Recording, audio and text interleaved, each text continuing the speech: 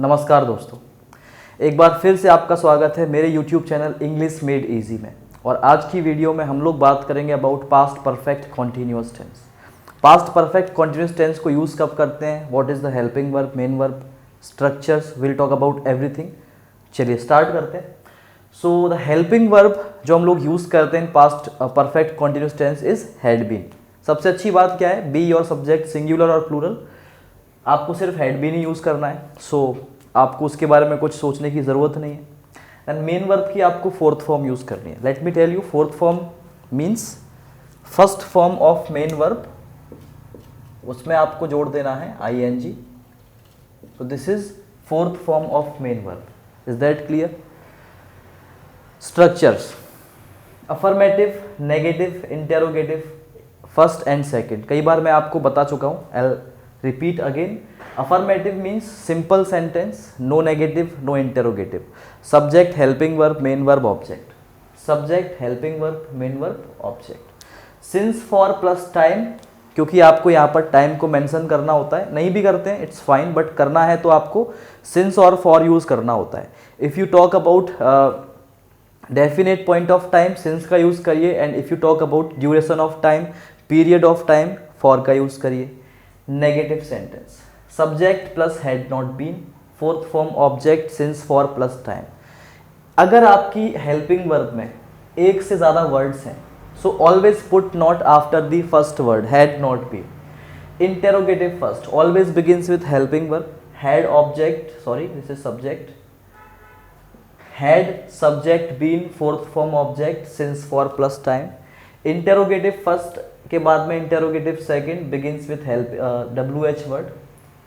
So WH word, had subject been, fourth form object since for plus time, or you can say just repeat the whole structure of interrogative first and put WH word just beside this, ठीक है, उसके ठीक पहले। तो these are the structures। अब हम लोग बात करते हैं सबसे important जो कि पॉइंट है, why do we use it and when do we use it। So we talk about or we use past perfect continuous tense same as we used past perfect। जब हम लोग पास्ट ऑफ पास्ट की बात करते हैं, like एक जैसे मैं अभी प्रेजेंट में खड़ा हूँ, ठीक है, एक past condition I mean past action, उसके पहले वाला एक और पास्ट एक्शन। तो जो पहले वाला पास्ट एक्शन है उसके लिए हम लोग यूज़ करते हैं past perfect continuous tense, past of past. और we can say we use to represent और to showcase earlier past, earlier past दिखाने के लिए। इसको एग्जाम्पल के जरिए हम लोग समझ सकते हैं, ठीक है।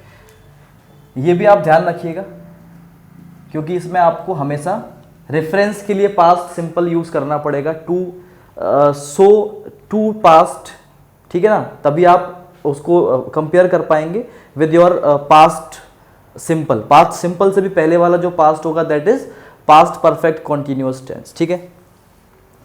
चलिए तो हम लोग एक एग्जाम्पल, एक सिचुएशन को क्रिएट कर लेते हैं। यहाँ पे I am talking about here at 10 PM, ठीक है, this is my present time, reporting time.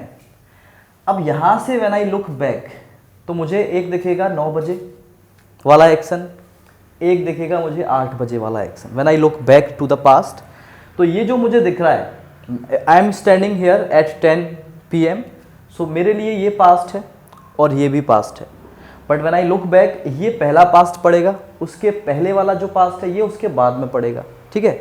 So suppose यहां पर हम लोग दो सिचुएशन को क्रिएट कर लेते हैं।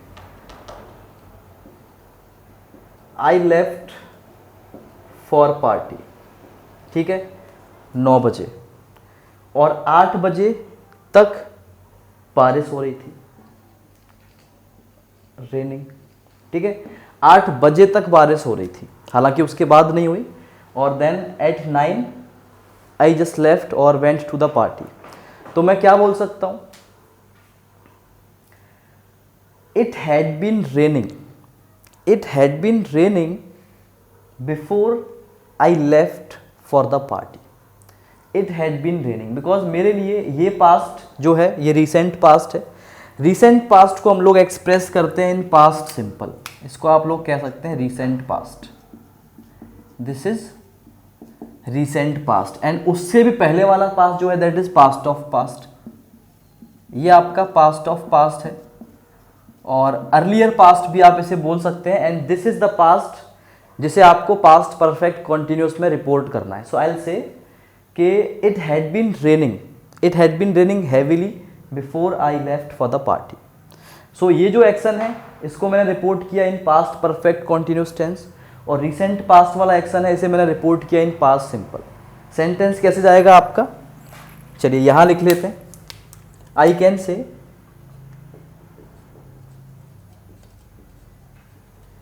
इट हैड बीन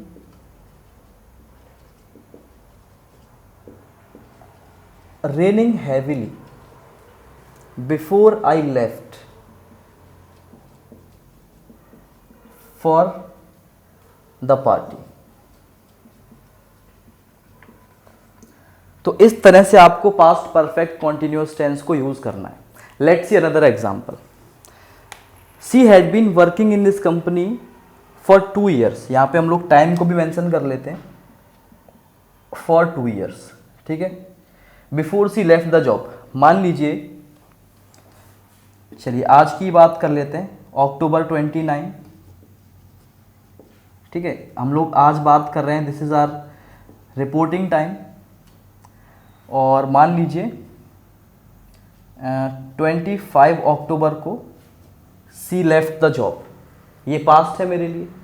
और इसके पहले वाला जो टाइम है that is also past of past. तो मैं क्या बोल सकता हूँ यहाँ पे खड़ा होके, आई कैन से उसने जॉब कब छोड़ी है, she left the job at on October 25, यहाँ पे लिख लेते हैं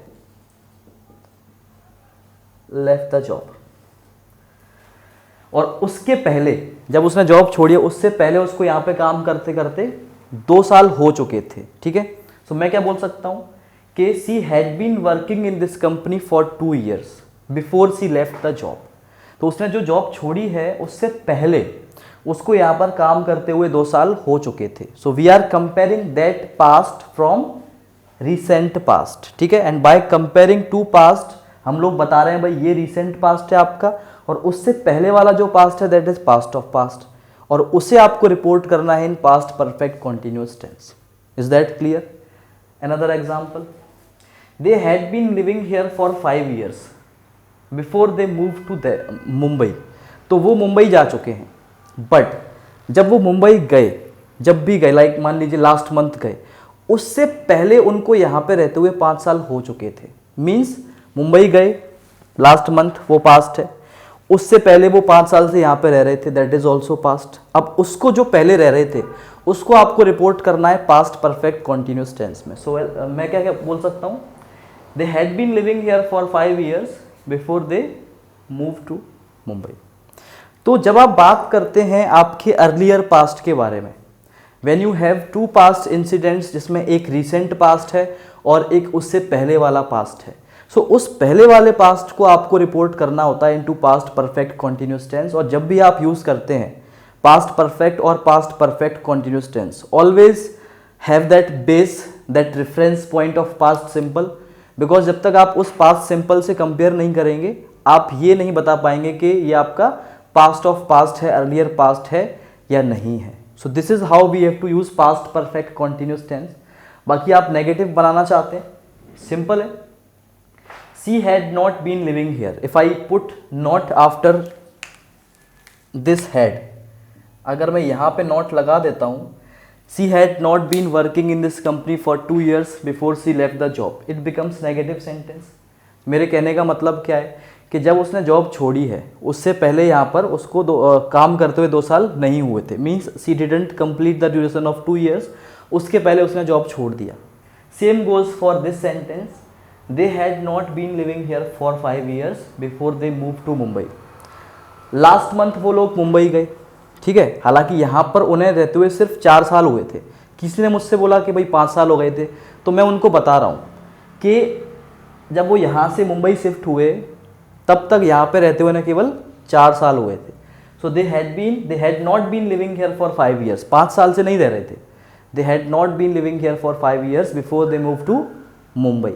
सो this is how we have to use past perfect continuous tense. Always remember, past perfect continuous दोनों को आप लोग यूज कब करते हैं, पास्ट ऑफ पास्ट दिखाने के लिए, अर्लियर पास्ट दिखाने के लिए।